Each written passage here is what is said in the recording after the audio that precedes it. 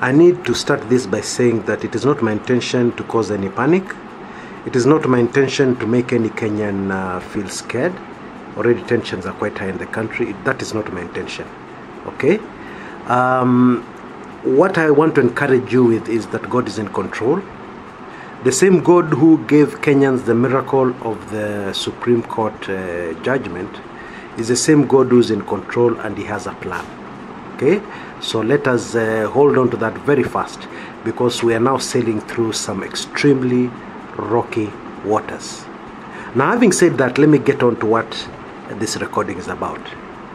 Now, there's a lot of concern about the president's reaction to the Supreme Court judgment, and with good reason.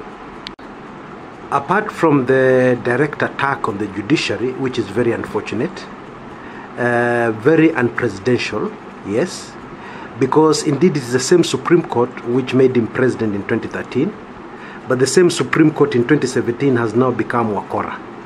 Okay? But let's leave that aside. What has really worried Kenyans is a speech given by the president in Gama market, and indeed the speeches given by everybody else during that meeting that has puzzled and worried many Kenyans. Now, the general view amongst many Kenyans is that this is panic. We're just saying panic. Okay? I don't quite agree. Okay? One thing though I'll agree with is that this Supreme Court decision took the government completely by surprise.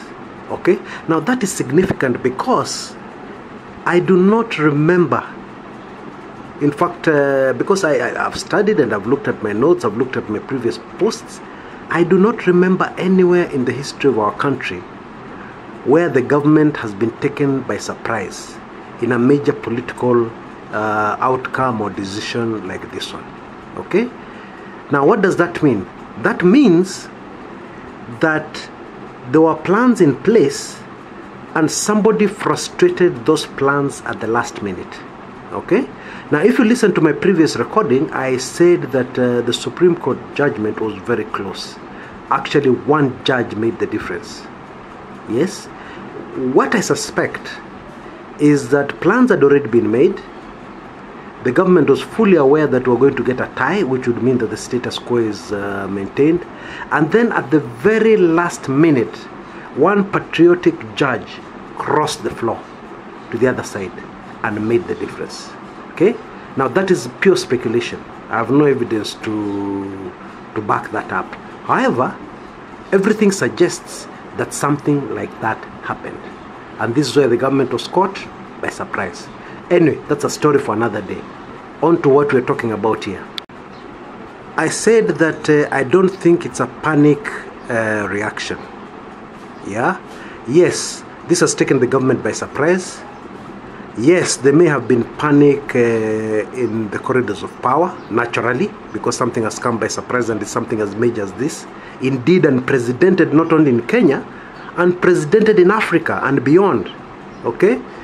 But that's really not it. I believe that despite this panic that may have taken place in the corridors of power as an initial reaction, the reaction we saw in public was not a panicky reaction. Okay? It is a well-crafted reaction, and it is intended for a certain purpose. And that's what I want us to explore in this recording, to see exactly what the purpose is and exactly what the direction is. Now, let me just tell you early on, my conclusion, it is not a good place we're going. Now, in case you didn't know, the president has the best advice that money can buy.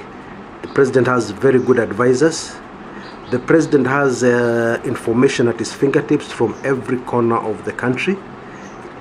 The president of Kenya is always very much aware of exactly what is happening everywhere. Okay? Just make sure you understand that. Yeah? Before I go to what I'm going to say next. Now, amongst these advisors are people who do not have any other work except to analyze and understand any threats to the presidency. Okay?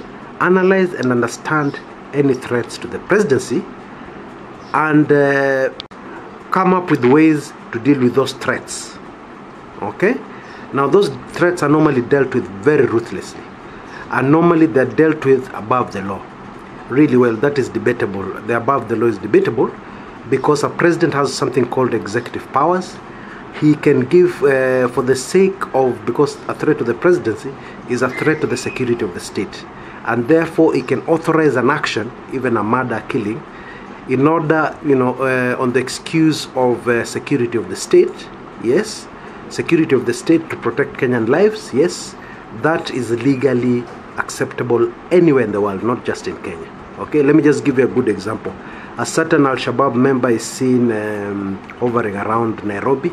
Yeah, he's planning to, definitely intelligence information shows that he's planning to unleash some terror on Kenyans, maybe in a supermarket or something like that.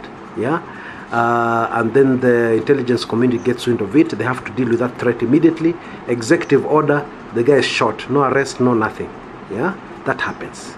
It also happens in the US. The US, the president signs an executive order, a drone hovers over Somalia and kills an Al-Shabaab commander. Yeah, that's acceptable. Well, I'm not a lawyer, but legally, there's legal ground for such things.